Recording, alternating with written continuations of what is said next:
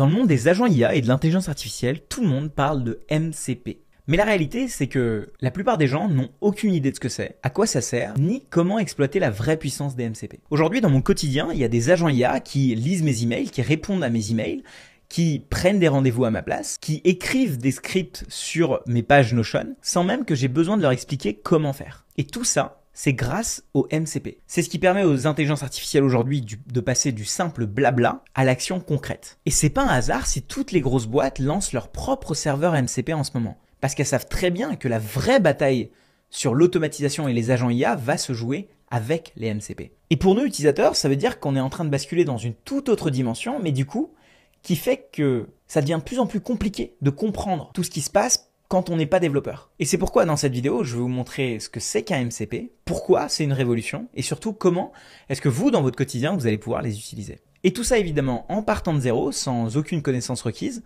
sans bullshit, et avec des exemples concrets que j'ai mis pas mal de temps à vous préparer. Pour ceux qui ne me connaissent pas, je m'appelle Shubham Sharma. Sur ces dernières années, j'ai formé des milliers de personnes et de boîtes sur tout ce qui est automatisation et intelligence artificielle. Avant ça, j'étais ingénieur développeur dans plusieurs boîtes, startups, scale-up françaises et aux US. Et maintenant, j'ai le luxe de passer 100% de mon temps à creuser, geeker, créer tout ce qui est derrière l'intelligence artificielle, les agents IA et les automatisations. Et derrière, je le partage en conférences, en formation et parfois ici sur YouTube. Aujourd'hui, on va voir ce que c'est que les MCP, à quoi ça sert. Je vous ai préparé aussi des petites démos. Vous allez voir que en les préparant, même moi, j'étais assez choqué de jusqu'où on peut aller. Maintenant que les MCP commencent à se démocratiser, il y a des super use cases qui commencent à arriver, notamment où je laisse Claude gérer mon Notion ou créer un scénario N8N ou même créer une scène 3D entière juste en un seul prompt. Je vous spoil pas trop, mais il y a moyen que ça vous retourne un petit peu le cerveau. Ensuite, on va voir comment est-ce qu'on les choisit, qu'est-ce que ça veut dire pour le futur des agents IA, et enfin, ce qu'il faut retenir, et en gros, qu'est-ce qui est important pour vous dans ce terme technique qui peut être un peu compliqué initialement à appréhender. Mais avant tout ça, il y a un truc qu'il faut comprendre avant et qui est assez important. En fait, quand vous utilisez ChatGPT, Claude, etc., on l'utilise généralement via une interface comme ça, où on va écrire un prompt et puis derrière, ChatGPT va nous répondre. En réalité, ce qui se passe, c'est que derrière ces interfaces de chat, il y a un LLM, un cerveau qui est en fait un faux cerveau, parce que il réfléchit pas comme un être humain. Lui, ce qu'il sait faire, c'est avec du texte, déterminer le mot d'après. Il est très très bon en fait à imaginer parce qu'il a ingurgité tout Internet. Il est très très bon à imaginer quel va être le mot qui est le plus probable de nous intéresser juste après, qui correspond à notre prompt initial. On a aussi compris que les LLM en question ne savent que discuter avec du texte. On a beau ajouter des images, on a beau donner de la voix, etc. En fait, eux, ils savent gérer du texte.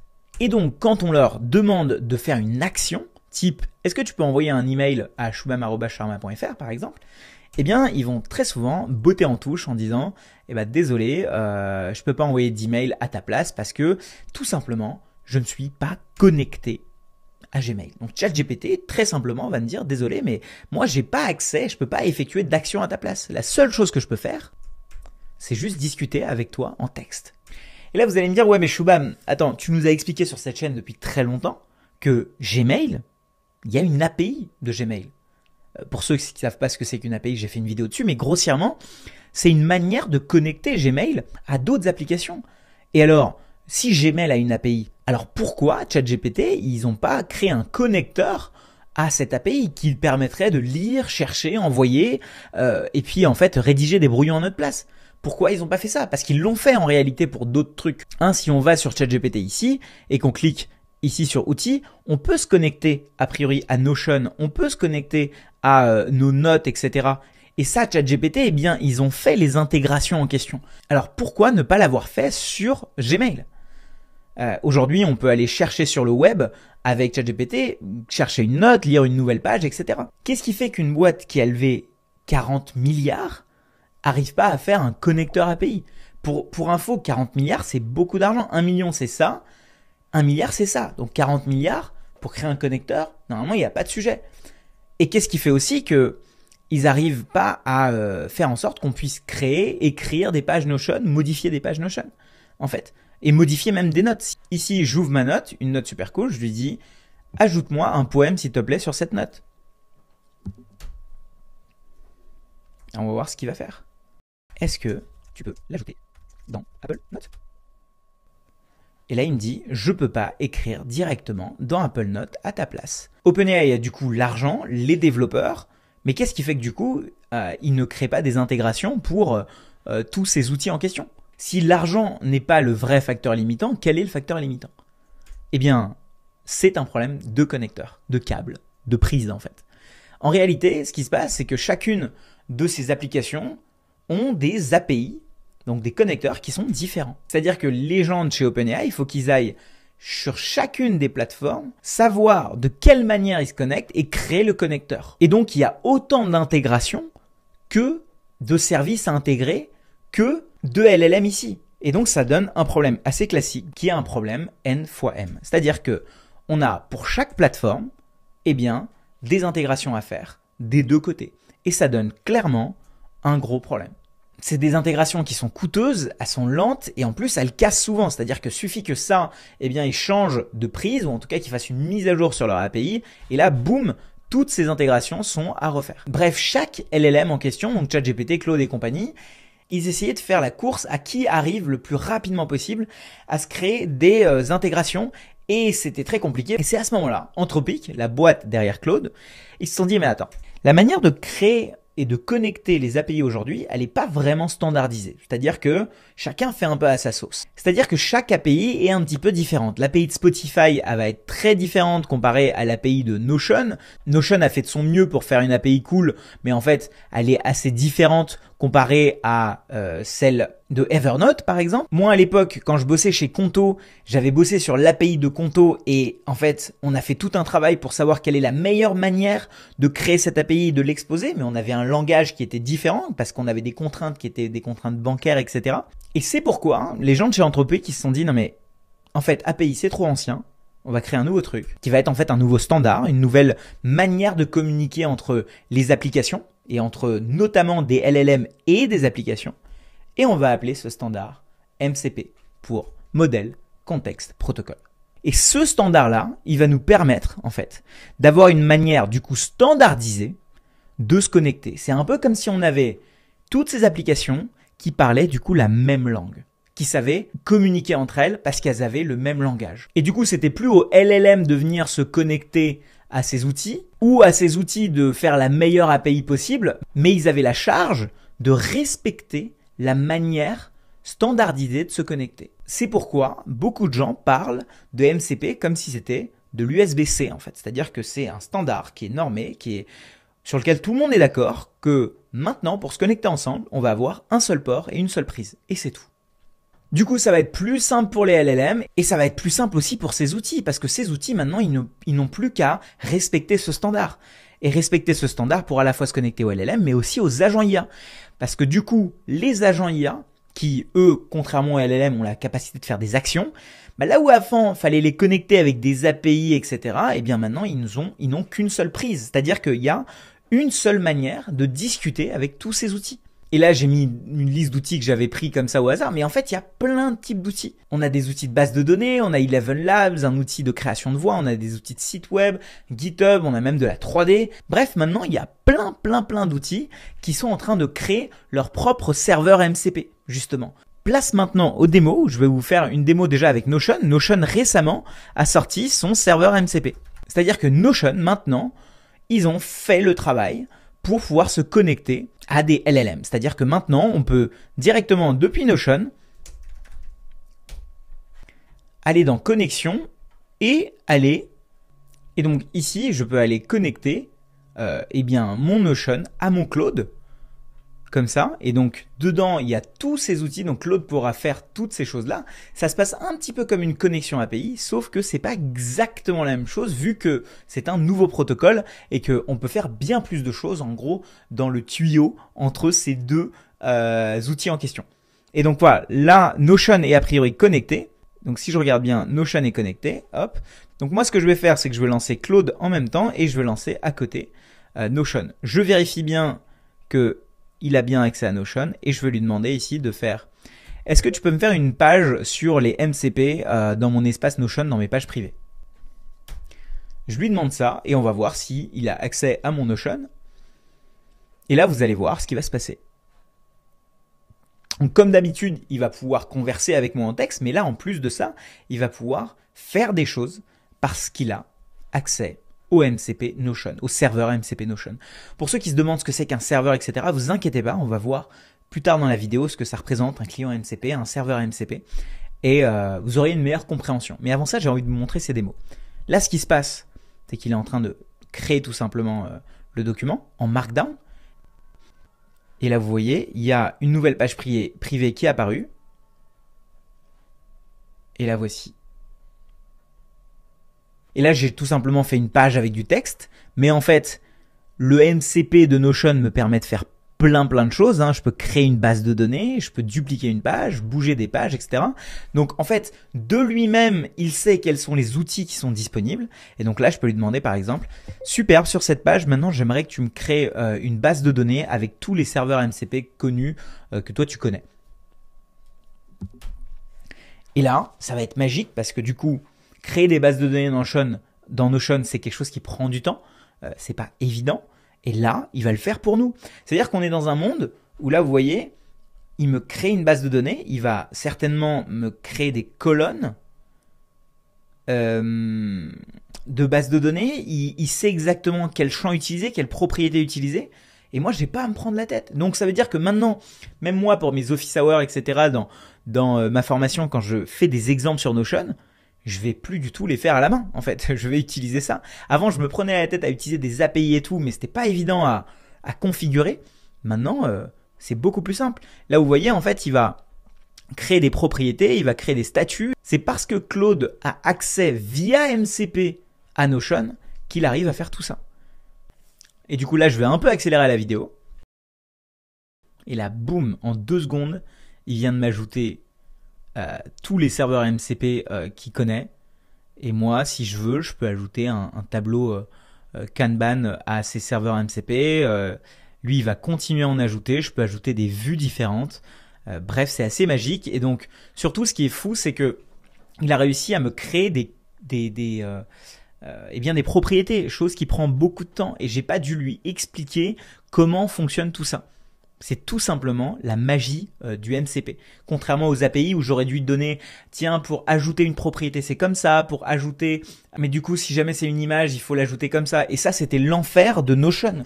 L'enfer de l'API de Notion, c'était ça. C'était que c'était pas simple de l'utiliser parce que il fallait pour chaque chose, mini-chose qu'on voulait faire, il fallait lui dire. Là où maintenant, en fait, c'est des LLM qui communiquent avec ces serveurs MCP, eh bien, ils peuvent discuter entre eux comme ce qu'il est en train de faire. Donc, on va l'arrêter.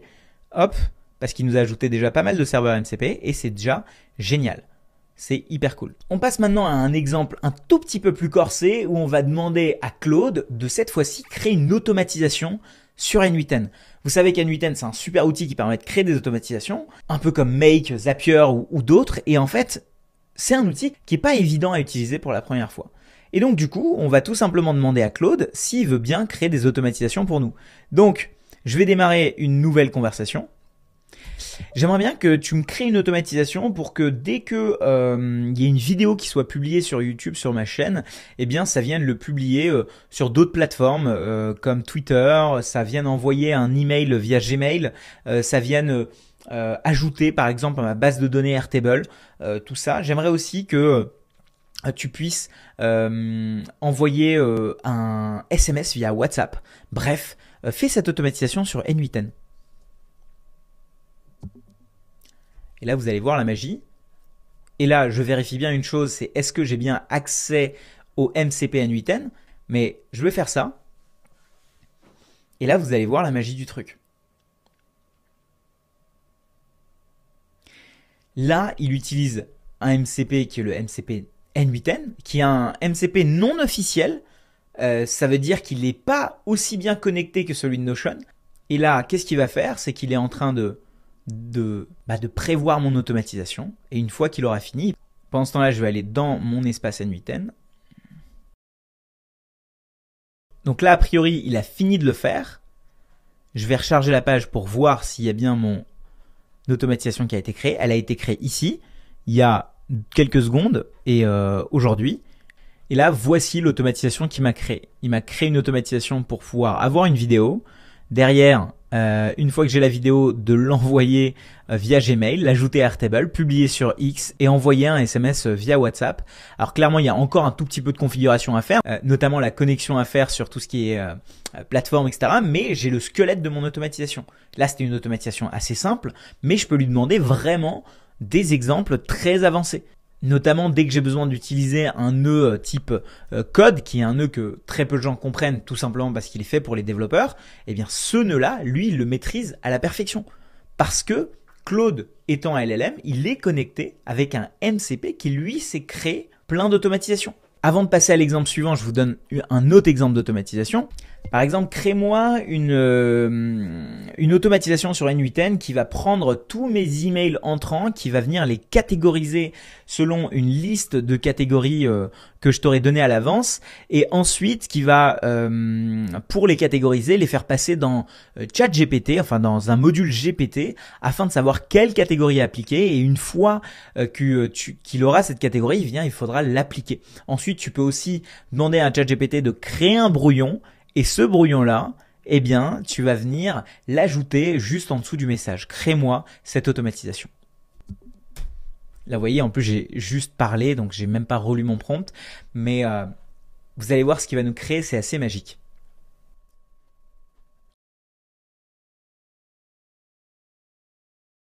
Wow, donc a priori, il a créé l'automatisation et là, il me crée un artefact pour m'expliquer quels sont les types de tags, etc. et comment fonctionne le type de brouillon, la manière dont ça fonctionne. Ok, moi je vais recharger ma page pendant ce temps-là. Je reviens et là, ok, c'est pas mal. Donc on a un squelette dans lequel il va venir toutes les minutes prendre Gmail. Après il va catégoriser. Il a même mis le prompt. C'est fou. Il prend le contenu, appliquer l'étiquette Gmail. Ok, bref, en tout cas, il a réussi à faire quelque chose en one shot, donc dès la première fois, qui honnêtement tient assez bien la route. Après, évidemment, il faut comprendre un petit peu comment ça fonctionne. Mais je vous avoue qu'on arrive dans un autre monde où en fait, il y a des LLM qui contrôlent des outils d'automatisation, qui eux-mêmes sont connectés à des outils. Bref. Et je vous avoue que je suis très content de vivre à cette époque. Et pour ceux qui s'intéressent à N8N, N8N c'est un outil hyper puissant qui est open source, c'est-à-dire que vous pouvez l'installer vous-même. D'ailleurs ici, ma version de N8N, ici, elle est installée sur mon serveur. C'est-à-dire que j'utilise pas N8N sur le site de N8N en mode cloud qui coûte à peu près 20$ ou si on paye en monthly 24$ par mois, mais j'utilise ma propre version hébergée de N8N grâce à Hostinger. Et qui coûte du coup beaucoup moins cher. Moi je vous conseille d'utiliser KVM2, c'est un serveur un tout petit peu plus puissant. Dès que vous allez aller dessus, vous allez avoir des plans 1 mois, 24 mois ou 12 mois. Par exemple, si vous prenez le plan déjà 1 mois, ça vous coûte 9,99€ par mois, ce qui est déjà moins cher que les 25 de N8N directement. Et à partir du plan 12 mois, vous pouvez en plus utiliser un code promo qui est Shubham Sharma, pour en gros avoir l'année à 90€. Bref, c'est assez imbattable. Ensuite, ça s'installe en un clic. Vous allez voir, c'est hyper bien fait. Vous sélectionnez ensuite le pays, puis le mot de passe avec lequel vous voulez utiliser votre compte. Vous n'avez plus qu'à vous laisser guider et votre VPS sera prêt. VPS, ça veut dire Virtual Private Server. C'est en gros quand vous installez N8N pas en local, vous l'utilisez pas sur le cloud, mais vous l'utilisez sur votre propre serveur. Derrière, vous allez retrouver avec une interface comme ça où vous allez pouvoir vous-même gérer votre propre instance d'N8N et surtout, elle sera privée. Il n'y aura aucun autre utilisateur à part vous dessus. On passe maintenant au troisième exemple de cette vidéo, qui est celui avec Blender. Alors Blender, c'est un outil de design 3D et cette fois-ci, en fait, on n'est pas sur un outil qui est connecté sur Internet comme Notion ou quoi que ce soit, ou comme N8N, mais sur son propre ordinateur. Parce que oui, les serveurs MCP existent aussi sur les outils qui sont sur nos propres ordi. Et donc typiquement, là, Claude, je l'ai connecté avec Blender, donc il y a Blender MCP, dans lequel, du coup, je peux effectuer un certain nombre d'actions. Et donc, je vais demander à Blender, est-ce que tu peux me faire une balle de basket directement sur Blender ? Donc là, j'ouvre Blender. Ah ouais, j'avais déjà une scène sur Blender, mais bon, vous allez voir qu'à partir de là, il va me créer. Donc je vais passer ça en accélération rapide. Il va me créer une balle de basket, il me crée tous les meshs. Je lui demande inspire-toi de cette image. Donc je lui donne une image. Et là, voici ce qu'il me crée. De la même manière, cette fois-ci, je vais lui donner un château de sable et je vais lui demander est-ce qu'il peut me faire la même chose sur Blender. Et là, vous allez voir un petit peu la magie. Il va petit à petit me construire ça. C'est assez dingue. Il va aller sur les polygones. Il va ensuite ajouter des textures. C'est assez dingue ce qu'il arrive à me faire. Bon, je passe assez vite sur cette... C'est assez dingue ce qu'il arrive à faire. Honnêtement, il a même fait les trucs de briques, etc. Enfin, c'est assez fou. Tout ça, il le fait tout seul. C'est le LLM qui discute directement avec Blender. Les amis, petit moment Inception.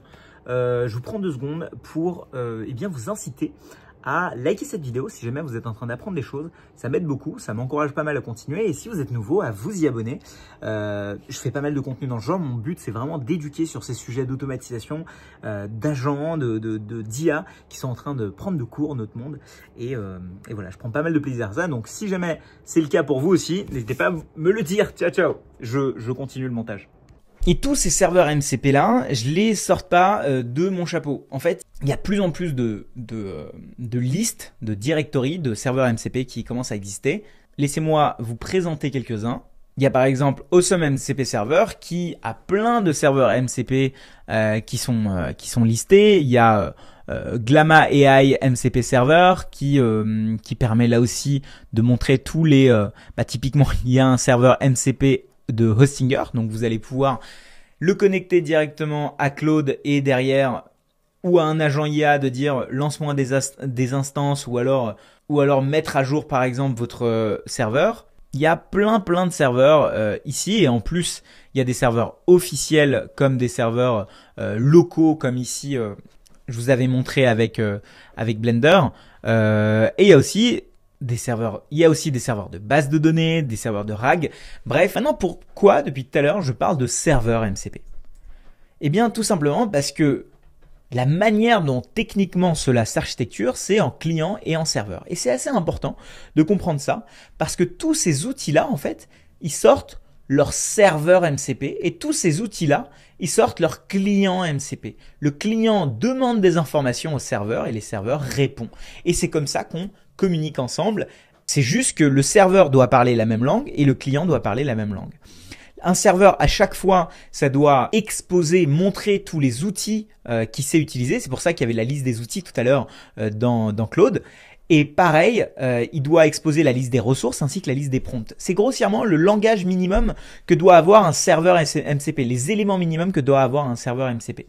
Le client, il vient, il demande, tiens, qu'est-ce que je peux utiliser chez toi? Tu peux utiliser telle chose, créer une base de données, créer une page, etc., etc. Ah, cool, ok. Est-ce qu'on peut créer une page comme ça? Non, tu peux pas parce qu'il faut utiliser cette manière-là. Ah, ok, d'accord. Et quelles sont les bases de données auxquelles tu as accès? Voici les bases de données auxquelles j'ai accès, etc., etc. Et c'est comme ça que la communication se fait. Et c'est pourquoi, là, on a fait pas mal d'exemples avec Claude, mais il y a aussi Cursor. Cursor est un super client MCP parce que c'est un éditeur de code. Pour ceux qui sont dans mes lives et qui regardent mes lives souvent, vous voyez que j'utilise beaucoup Cursor.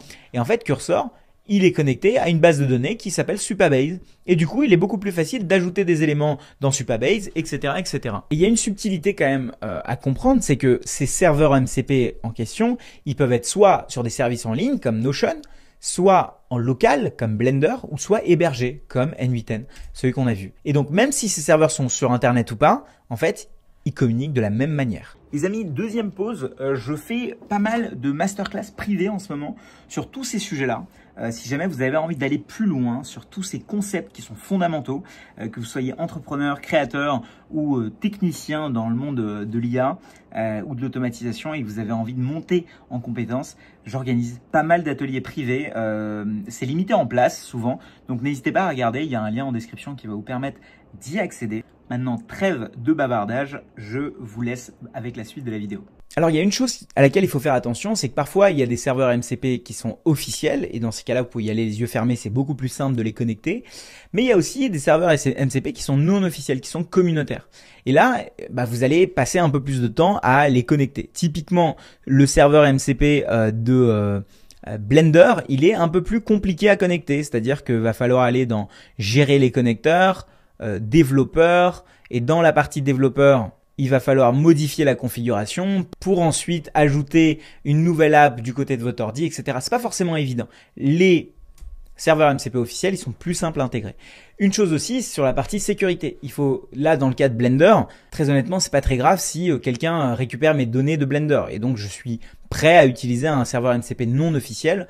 Mais pour des données un peu sensibles, faites attention quand vous utilisez des serveurs MCP qui sont non officiels. Dernière partie maintenant, au niveau du client MCP. Maintenant, qu'est-ce que ça veut dire pour les agents IA qui vont arriver ?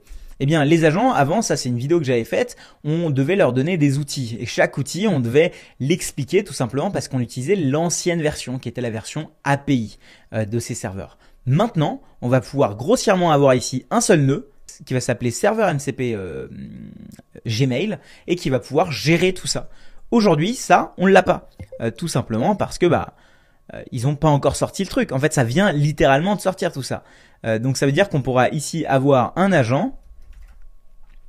Cet agent-là, il y a un nouveau nœud qui est ici, qui s'appelle le MCP Client. Et dedans, on va pouvoir, et tout ça c'est très nouveau, mais grossièrement, on va pouvoir le connecter au MCP, au serveur MCP de Gmail directement. Du coup, plus besoin comme ce que j'ai fait ici, il y aura besoin juste d'un seul nœud. Et pareil, à l'époque, pour mon agent IA, j'avais listé tous les éléments qui me permettaient d'avoir accès à Conto, donc ma banque, pour pouvoir lister mes opérations, etc. Demain, si Conto sort son propre serveur MCP, et j'espère qu'ils vont le faire un jour, donc ça permettra à mon agent IA de directement aller piocher dans mes relevés bancaires, aller effectuer des requêtes sans que moi j'ai à configurer tout ça. Et tout ça, c'est en train d'arriver.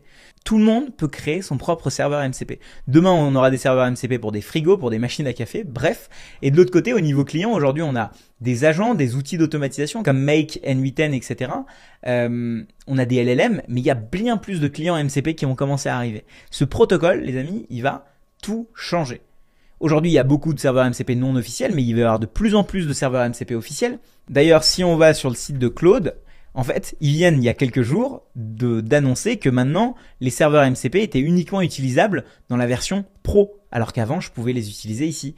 Donc en fait, ça devient clairement une course entre tous les LLM, entre tous les agents IA qui existent et entre tous les outils qui sont à droite. Aujourd'hui, on parle beaucoup de agentic shopping, où en fait, on va parler à un agent et lui-même, il va aller nous trouver le meilleur vol sur Skyscanner, nous trouver le meilleur hôtel sur Booking ou directement passer un achat sur Amazon, tout simplement parce que il y aura des serveurs MCP à chaque fois pour chacun de ces outils. Moi, je suis hyper excité à l'idée de voir tout ça arriver. Je peux comprendre que pour ceux qui sont pas développeurs, c'est encore quelque chose de flou. J'ai essayé de donner un maximum d'exemples. Mais mon but avec cette vidéo, c'était de vous expliquer un peu ce qui est en train d'arriver, ce qui est sous couvert d'un mot un peu technique, MCP, que beaucoup de gens balancent à tout va, mais j'espère que vous avez maintenant une meilleure compréhension de tout ça. Il y a un dernier élément que je voudrais ajouter qui va vous permettre de, je pense, couronner le tout pour avoir une meilleure compréhension. Avant tout ce qui était API, etc., eh bien, on avait le service Gmail et les gens utilisaient avec des clics l'application Gmail. Puis on a eu besoin de connecter Gmail avec des automatisations, avec des applications, et donc Gmail et donc des applications ont créé des API. Et maintenant, vu que c'est plus des applications, des automatisations, mais c'est des agents IA et des LLM qui ont la capacité de discuter en fait avec des services, et que les API étaient elles pas assez matures, pas assez similaires, eh bien on a créé ce nouveau standard MCP. Et du coup, on a des clients MCP qui vont pulluler parmi tout Internet et des serveurs MCP où chaque outil que vous allez utiliser va avoir son propre serveur MCP. Vous savez, on parle souvent des LLM, donc des IA, un peu comme les nouveaux cerveaux qui vont nous aider tous les jours. Eh bien, les MCP, sachez que c'est leur nouvelle colonne vertébrale et leurs mains qui vont leur permettre d'effectuer des actions. Et ça, c'est pas juste le futur, c'est le présent dans lequel on vit. Les amis, si vous avez apprécié cette vidéo, je pense que vous allez beaucoup aimer celle sur les agents où en fait j'ai un cours complet sur comment utiliser des agents IA sur N8N. Allez, je vous laisse de l'autre côté ou sinon sur cette vidéo qui vient d'être suggérée par l'algorithme de YouTube.